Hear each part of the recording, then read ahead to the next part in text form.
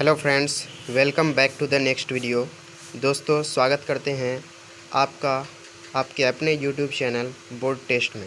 दोस्तों, आज के इस वीडियो में हम लोग क्लास 12th बायोलॉजी इसका चैप्टर नंबर 2 यानी कि पुष्पी पादपों में लैंगिक जनन रिप्रोडक्शन इन फ्लावरिंग प्लांट्स, इसका इम्पोर्टेंट ऑब्जेक्टिव क्वेश्चंस को यहाँ पे कवर करेंगे। तो इस चैप्टर का ये पार्ट 1 हम लोग लेकर के आए हैं, इसके बाद फिर पार्ट 2 पार्ट 3 इस तरह से इसको हम लोग कवर करेंगे। तो दोस्तों चलिए शुरू करते हैं। फर्स्ट क्वेश्चन कह रहा है दोस्तों, पुंकेसर कितने भागों में बटा होता है? पुंकेसर कितने भागों में बटा होता है? अगर आपको आंसर पता है दोस्तों तो आप हमें कमेंट कर सकते हैं। आप इसको एक टेस्ट के रूप में आप मान सकते हैं। तो यहाँ पे अगर हम लोग राइट आंसर की बात करें तो हो जाएगा ऑप्शन नंबर बी यानी कि 2। पुंकेसर जो है वो 2 भागों में बटे होते हैं। नेक्स्ट क्वेश्चन करा है दोस्तों, लघु बीजाणुधानी की सबसे आंतरिक परत कौन सी है? लघु बीजाणुधानी की सबसे आंतरिक परत कौन सी है? तो 4 ऑप्शन आपके सामने दिया हुआ है। अगर यहाँ पे राइट आंसर की बात करें तो हो जाएगा ऑप्शन नंबर सी यानी कि टेपिटम। टेपिटम जो है सबसे आंतरिक परत होती है लघु बीजाणुधानी का। नेक्स्ट क्वेश्चन करा है, पुष्प के नर जनन अंग को कहते हैं? तो ये आपको पता होना चाहिए। पुष्प के जो नर जनन अंग होते हैं उसको क्या कहा जाता है? वेरी इंपॉर्टेंट क्वेश्चन है आपके बोर्ड एग्जाम के लिए। तो यहाँ पे अगर राइट आंसर की बात करें तो हो जाएगा ऑप्शन नंबर बी यानी कि पुमंग। पुमंग कहा जाता है पुष्प के नर जनन अंग को। चलिए नेक्स्ट क्वेश्चन की ओर बढ़ते हैं। नेक्स्ट क्वेश्चन करा है, पुष्प के मादा जनन अंग को क्या कहते हैं? पुष्प के जो मादा जनन अंग होते हैं उसको क्या कहते हैं? तो यहाँ पे अगर राइट आंसर की बात करें तो राइट आंसर हो जाएगा ऑप्शन नंबर ए यानी कि जायांग। जायांग इसका राइट आंसर हो जाएगा। नेक्स्ट क्वेश्चन करा, परागकण किसका प्रतिनिधित्व करता है? परागकण किसका प्रतिनिधित्व करता है? तो 4 ऑप्शन आपके सामने दिया हुआ है। यहाँ पे अगर राइट आंसर की बात करें तो हो जाएगा ऑप्शन नंबर ए यानी कि नर युग्मकोद भी का। नर युग्मकोद भी का परागकण प्रतिनिधित्व करता है। नेक्स्ट क्वेश्चन कह रहा है, परागकण की बाह्य चोल किससे बनता है? परागकण की बाह्य चोल किससे बनता है? तो 4 ऑप्शन आपके सामने दिया हुआ है। अगर यहाँ पे राइट आंसर की बात करें तो हो जाएगा ऑप्शन नंबर सी यानी कि स्पोरोपोलेनिन का बना होता है बाह्य चोल यानी कि बाहरी चोल। चलिए नेक्स्ट क्वेश्चन की ओर बढ़ते हैं। नेक्स्ट क्वेश्चन क्या है, स्त्री केसर का भाग निम्न में से कौन सा है? स्त्री केसर का भाग निम्न में से कौन सा है? तो 4 ऑप्शन आपके सामने दिया हुआ है। अगर यहाँ पे राइट आंसर की बात करें तो हो जाएगा इनमें से सभी, यानी कि वर्तिकाग्र भी है, वर्तिका भी है और अंडाशय भी है। ये तीनों है स्त्री केसर का भाग, इसलिए इसका राइट आंसर हो जाएगा ऑप्शन नंबर डी यानी कि इनमें से सभी। नेक्स्ट क्वेश्चन करा है, भ्रूण कोश के मध्य में मौजूद द्वितीयक केंद्रक होता है? Very important question. भ्रूण कोश के मध्य में मौजूद द्वितीयक केंद्रक होता है। तो यहाँ पे 4 ऑप्शन आपके सामने दिया हुआ है। यहाँ पे अगर राइट आंसर की बात करें तो हो जाएगा ऑप्शन नंबर सी यानी कि द्विगुणित होता है। द्विगुणित होता है इसका राइट आंसर। नेक्स्ट क्वेश्चन है, युग्मक संलयन पूर्ण होने पर क्या होता है? युग्मक संलयन जो है वो जब पूरा हो जाता है तो उसके बाद क्या होता है? तो 4 ऑप्शन आपके सामने दिया हुआ है। यहाँ पे अगर राइट आंसर आपको पता है तो राइट आप कमेंट कर सकते हैं। राइट आंसर की बात करें तो हो जाएगा ऑप्शन नंबर ए यानी कि युग्मनस यानी जायगोट की रचना होती है। युग्मक संलयन पूर्ण होने के बाद, पूरा होने के बाद जायगोट यानी कि युग्मनस की रचना होती है। वेरी इंपॉर्टेंट क्वेश्चन है, ज़रूर ध्यान रखेंगे। चलिए नेक्स्ट क्वेश्चन की ओर बढ़ते हैं। नेक्स्ट क्वेश्चन करा है, एक भ्रूणपुटी में 2 प्रकार के संलयन युग्मनज संलयन और त्रिसंलयन स्थान लेते हैं। इस परिघटना को क्या कहा जाता है? Very important question. तो यहाँ पे अगर राइट आंसर आपको पता है तो कमेंट कर सकते हैं। अगर राइट आंसर की बात करें तो हो जाएगा ऑप्शन नंबर बी यानी कि दोहरा निषेचन इसको कहा जाता है। चलिए नेक्स्ट क्वेश्चन की ओर बढ़ते हैं। नेक्स्ट क्वेश्चन कह रहा है, निम्न में से आभासी फल कौन सा है? वेरी इंपॉर्टेंट क्वेश्चन कह रहा है, इनमें से आभासी फल कौन सा है? तो 4 ऑप्शन आपके सामने दिया हुआ है। राइट आंसर की बात करें तो हो जाएगा ऑप्शन नंबर डी यानी कि उपरोक्त तीनों।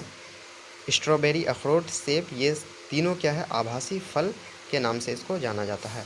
नेक्स्ट क्वेश्चन है, किसी आवृत बीजी में क्रियात्मक वृत्त बीजाणु किसमें विकसित होता है? तो 4 ऑप्शन आपके सामने दिया हुआ है। यहाँ पे अगर राइट आंसर की बात करें तो यहाँ पे राइट आंसर हो जाएगा ऑप्शन नंबर सी यानी कि भ्रूणकोश। भ्रूणकोश इसका राइट आंसर हो जाएगा। नेक्स्ट क्वेश्चन है, कीटों द्वारा परागकण को कहते हैं? वेरी वेरी इंपॉर्टेंट क्वेश्चन है। कीटों के द्वारा जो परागन होता है उसको क्या कहा जाता है, किस नाम से जाना जाता है? तो 4 ऑप्शन आपके सामने दिया हुआ। अगर राइट आंसर आपको पता है तो आप कमेंट कर सकते हैं। राइट आंसर की बात करें तो हो जाएगा ऑप्शन नंबर बी यानी कि एंटोमोफिली। एंटोमोफिली कीटों के द्वारा परागन को कहा जाता है। चलिए नेक्स्ट क्वेश्चन की ओर बढ़ते हैं। नेक्स्ट क्वेश्चन है, एक पुष्पी पादप में नर जनन अंग इकाई को कहते हैं? एक पुष्पी पादप में नर जनन अंग इकाई जो होती है उसको क्या कहा जाता है? तो 4 ऑप्शन आपके सामने दिया हुआ है। अगर राइट आंसर की बात करें तो हो जाएगा ऑप्शन नंबर ए यानी कि पुंकेसर कहा जाता है। वेरी इंपॉर्टेंट क्वेश्चन है आपके बोर्ड एग्जाम के लिए। नेक्स्ट क्वेश्चन है, एक पुष्पी पादप में मादा जनन अंग इकाई को कहते हैं। तो पुंकेसर हो गया नर जनन अंग इकाई को, तो मादा जनन अंग इकाई को क्या कहा जाएगा? स्त्री केसर कहा जाएगा। क्या कहा जाएगा? स्त्री केसर। मादा यानी स्त्री, केसर इसको कहा जाएगा, और नर जनन अंग है तो वो पुंकेसर। तो ध्यान रखेंगे इस तरह से आप। नेक्स्ट क्वेश्चन है, प्राक्कन के बाह्य चोल में सुस्पष्ट द्वारा के रंध्र को कहते हैं। तो 4 ऑप्शन आपके सामने दिया हुआ है। यहाँ पे अगर राइट आंसर की बात करें तो राइट आंसर हो जाएगा ऑप्शन नंबर सी यानी कि जनन छिद्र कहा जाता है उसको। चलिए नेक्स्ट क्वेश्चन की ओर बढ़ते हैं हम लोग। नेक्स्ट क्वेश्चन करा है, जब एक परागकोश अपरिपक्व रहता है यानी कि अनमेच्योर्ड होता है, तब घने सुसंबद्ध सजातीय कोशिकाओं का समूह होता है जिसे कहते हैं। तो 4 ऑप्शन आपके सामने दिया हुआ है। यहाँ पे अगर राइट आंसर की बात करें तो हो जाएगा ऑप्शन नंबर ए यानी कि बीजाणु जनन ऊतक। बीजाणु जनन ऊतक कहा जाता है। नेक्स्ट क्वेश्चन है, परागकोश एक 4 कोशिकीय रचना होती है जिसमें 4 कोनों पर क्या समाहित होता है। तो 4 ऑप्शन आपके सामने दिया हुआ है। यहाँ पे अगर राइट आंसर की बात करें तो हो जाएगा ऑप्शन नंबर ए यानी कि लघु बीजाणु धानी इसके चारों कोनों पर समाहित होते हैं। चलिए नेक्स्ट क्वेश्चन की ओर बढ़ते हैं। Next question very important question है। कह रहा है, निम्नलिखित में जलीय घास कौन सी है? निम्नलिखित में जलीय घास कौन सी है? तो 4 ऑप्शन आपके सामने दिया हुआ है। यहाँ पे अगर हम लोग राइट आंसर की बात करें तो राइट आंसर यहाँ पे हो जाएगा ऑप्शन नंबर सी यानी कि जोस्टेरा। जोस्टेरा जो है ये एक जलीय घास है। तो ध्यान रखेंगे, वेरी इंपॉर्टेंट क्वेश्चन है। नेक्स्ट क्वेश्चन है, निम्नलिखित में से कौन सा नर पुष्प का भाग है? नर पुष्प का भाग कौन सा है? तो यहाँ पे जो राइट आंसर हो जाएगा इसका right answer option number B हो जाएगा यानी कि पुमंग। पुमंग जो हो जाएगा वो नर पुष्प का भाग होता है। चलिए हम लोग नेक्स्ट क्वेश्चन की ओर बढ़ते हैं। नेक्स्ट क्वेश्चन है, मादा पुष्प का निम्नलिखित में कौन सा भाग है? तो यहाँ पे 4 ऑप्शन आपके सामने दिया हुआ है। यहाँ पे अगर राइट आंसर की बात करें तो हो जाएगा ऑप्शन नंबर ए यानी कि जायांग। जायांग जो है वो मादा पुष्प का भाग हो गया और पुमंग हो गया वो नर पुष्प का भाग। तो ध्यान रखेंगे दोस्तों। चलिए नेक्स्ट क्वेश्चन की ओर बढ़ते हैं। नेक्स्ट क्वेश्चन है, पराग थैले किन में पाए जाते हैं? पराग थैले किन में पाए जाते हैं? तो 4 ऑप्शन आपके सामने दिया हुआ है। ऑप्शन नंबर ए इसका राइट आंसर हो जाएगा यानी कि परागकोश में पाए जाते हैं पराग थैले। नेक्स्ट है, एनाट्रोपस बीजांड होता है। एनाट्रोपस बीजांड होता है। तो 4 ऑप्शन आपके सामने दिया हुआ है। यहाँ पे अगर राइट आंसर की बात करें तो हो जाएगा ऑप्शन नंबर बी यानी कि उल्टा होता है। एनाट्रोपस बीजांड जो होता है उल्टा होता है। वेरी इंपॉर्टेंट क्वेश्चन है। नेक्स्ट क्वेश्चन करा है, कुछ पुष्पों के परागकोश एवं वर्तिकाग्र के बीच कुछ प्राकृतिक रोग होते हैं जिनके कारण परागन मुश्किल से होता है या होता ही नहीं, उन्हें क्या कहा जाता है? तो यहाँ पे 4 ऑप्शन आपके सामने दिया हुआ है। अगर आपको राइट आंसर पता है तो आप कमेंट कर सकते हैं। राइट आंसर की बात करें दोस्तों तो हो जाएगा ऑप्शन नंबर सी यानी कि हड़कौगैमी इसका राइट आंसर हो जाएगा। चलिए नेक्स्ट क्वेश्चन की ओर बढ़ते हैं। नेक्स्ट क्वेश्चन है, भ्रूणपोष। भ्रूणपोष की उत्पत्ति किससे होती है? भ्रूणपोष की उत्पत्ति किससे होती है? तो 4 ऑप्शन आपके सामने दिया हुआ है। राइट आंसर की बात करें तो हो जाएगा ऑप्शन नंबर डी यानी कि गुरु बीजाणु से। वेरी इंपॉर्टेंट क्वेश्चन है आपके बोर्ड एग्जाम के लिए। भ्रूणपोष की उत्पत्ति जो होती है वो गुरु बीजाणु से होती है। नेक्स्ट क्वेश्चन कह रहा है, माइक्रोस्पोरेंजियम।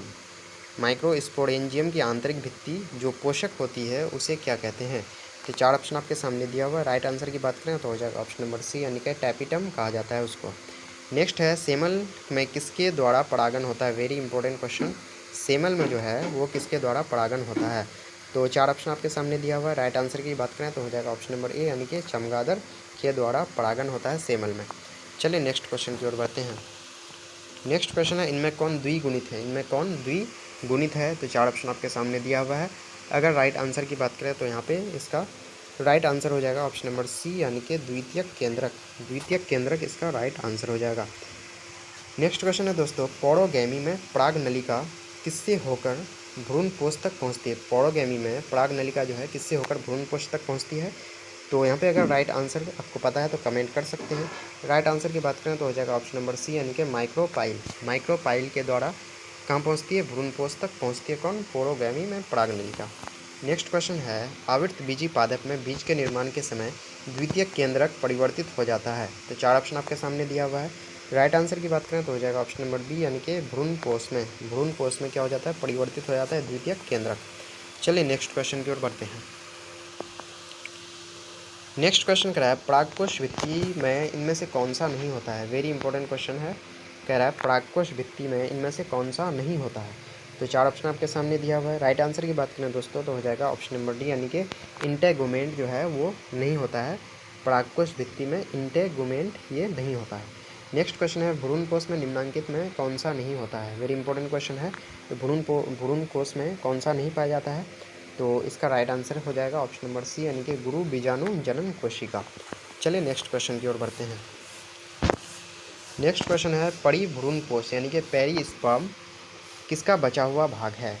पेरिस्पर्म जो है परिभ्रूण कोश जो है वो किसका बचा हुआ भाग है। तो वेरी इंपॉर्टेंट क्वेश्चन है। 4 ऑप्शन आपके सामने दिया हुआ है। अगर यहाँ पे राइट आंसर की बात करें तो हो जाएगा ऑप्शन नंबर ए, यानी कि बीजांडकाय इसका राइट आंसर हो जाएगा। नेक्स्ट है इनमें से किसमें एरिल नहीं पाया जाता है। इनमें से किसमें एरिल नहीं पाया जाता है। तो 4 ऑप्शन आपके सामने दिया हुआ है। यहाँ पे अगर राइट आंसर की बात करें तो हो जाएगा ऑप्शन नंबर सी, यानी कि आम में एरिल नहीं पाया जाता है। वेरी इंपॉर्टेंट क्वेश्चन है आपके बोर्ड एग्जाम के लिए। नेक्स्ट क्वेश्चन है परागकण किसकी विशेषता है। परागकण जो है वो किसकी विशेषता है। तो यहाँ पे अगर राइट आंसर की बात करें तो हो जाएगा ऑप्शन नंबर सी, यानी कि आवृत बीजी एवं अनावृत बीजी दोनों की विशेषता है क्या, परागकण। चलिए नेक्स्ट क्वेश्चन की ओर बढ़ते हैं। नेक्स्ट क्वेश्चन कह रहा है पर परागन से प्राप्त संतति दर्शाता है। पर परागन से प्राप्त संतति दर्शाता है। तो 4 ऑप्शन आपके सामने दिया हुआ है। अगर राइट आंसर की बात करें इसका तो राइट आंसर हो जाएगा ऑप्शन नंबर ए, यानी कि उच्च श्रेणी की वेरिएबिलिटी तथा विकासवाद में महत्वपूर्ण भूमिका। नेक्स्ट क्वेश्चन है परागन तभी होता है जब कोई परागकण, इनमें से कौन सा इसका राइट आंसर होगा। तो परागन तभी होता है जब कोई परागकण क्या करता है। तो यहाँ पे अगर राइट आंसर की बात करें तो यहाँ पे राइट आंसर हो जाएगा ऑप्शन नंबर बी, यानी कि वर्तिकाग्र पर आता है। परागन तभी होगा जब कोई परागकण कहाँ आएगा, वर्तिकाग्र पर आ जाएगा तभी परागन होगा। वेरी इंपॉर्टेंट क्वेश्चन है, आप ज़रूर ध्यान रखेंगे दोस्तों। अगर आप अभी तक हमारे यूट्यूब चैनल बोर्ड टेस्ट को सब्सक्राइब नहीं किए तो आप सब्सक्राइब कर लें ताकि ऐसी वीडियोज़ का नोटिफिकेशन सबसे पहले आपको मिले। चलिए नेक्स्ट क्वेश्चन की ओर बढ़ते हैं। Next question very important question 2011 annual exam में पूछा जा चुका है। एनिमोफिली में परागन किसके द्वारा होता है। एनिमोफिली में परागन किसके द्वारा होता है। तो यहाँ पे राइट आंसर की बात करें तो हो जाएगा ऑप्शन नंबर बी, यानी कि वायु के द्वारा होता है। Very important question. एनिमोफिली में परागन जो है वो वायु के द्वारा होता है। अगला है एंटोमोफिली। एंटोमोफिली में परागन किसके द्वारा होता है। एंटोमोफिली में परागन किसके द्वारा होता है। तो 4 ऑप्शन आपके सामने दिया हुआ है। यहाँ पे अगर राइट आंसर की बात करें तो यहाँ पे राइट आंसर हो जाएगा ऑप्शन नंबर बी, यानी कि कीट के द्वारा होता है। किसके द्वारा होता है, कीट के द्वारा होता है। तो वेरी इंपॉर्टेंट क्वेश्चन है, 2010 एनुअल एग्जाम में पूछा जा चुका है, आप ध्यान रखेंगे ज़रूर। नेक्स्ट क्वेश्चन है यदि किसी पुष्प के परागकोश एवं वर्तिकाग्र एक साथ परिपक्व होते हैं तो इसे क्या कहते हैं। तो वेरी इंपॉर्टेंट क्वेश्चन। अगर परागकोश और वर्तिकाग्र एक साथ मैच्योर हो गया तो उसको क्या कहा जाएगा। तो 4 ऑप्शन आपके सामने दिया हुआ है। यहाँ पे अगर राइट आंसर की बात करें तो हो जाएगा ऑप्शन नंबर सी, यानी कि होमोगैमी कहा जाएगा इसको। वेरी इंपॉर्टेंट क्वेश्चन आपके बोर्ड एग्जाम के लिए। चलिए नेक्स्ट क्वेश्चन की ओर बढ़ते हैं। नेक्स्ट क्वेश्चन है पर परागन लाभदायक है क्योंकि इसके परिणाम हैं। पर परागन क्यों लाभदायक है। तो यहाँ पे इसका राइट आंसर हो जाएगा ऑप्शन नंबर सी, यानी कि श्रेष्ठ संतति देती है ये पर परागन, इसलिए ये लाभदायक है। नेक्स्ट क्वेश्चन है परागकण का उसी पौधे के दूसरे पुष्प के वर्तिकाग्र पर जमा होने को कहते हैं। परागकण का उसी पौधे के दूसरे पुष्प के वर्तिकाग्र, यानी कि परागकण का उसी पौधा का दूसरा पुष्प का वर्तिकाग्र पर जमा होने को क्या कहा जाता है। तो 4 ऑप्शन आपके सामने दिया हुआ है। अगर राइट आंसर की बात करें तो हो जाएगा ऑप्शन नंबर बी, यानी कि जाइटोनोगैमी इसका राइट आंसर हो जाएगा। वेरी इंपॉर्टेंट क्वेश्चन है आपके बोर्ड एग्जाम के लिए। तो दोस्तों यहाँ पे हम लोगों ने बायोलॉजी क्लास 12 इसका चैप्टर नंबर 2 का हम लोग कुछ ऑब्जेक्टिव क्वेश्चंस पार्ट 1 के रूप में इसको कवर किए हैं। इसके बाद पार्ट 1 और पार्ट 2 और पार्ट 3 का भी वीडियो हम लोग लेकर के आएंगे। तो अगर आपको वीडियो अच्छा लगे तो वीडियो को लाइक कर दीजिएगा और अपने दोस्तों के साथ शेयर कर दीजिएगा। और चैनल पर नए हैं तो चैनल को सब्सक्राइब करके बेल आइकन को प्रेस कर दीजिएगा ताकि ऐसी वीडियोस का नोटिफिकेशन सबसे पहले आपको मिले। तो चलिए दोस्तों मिलते हैं अगले वीडियो में। जय हिंद, जय भारत।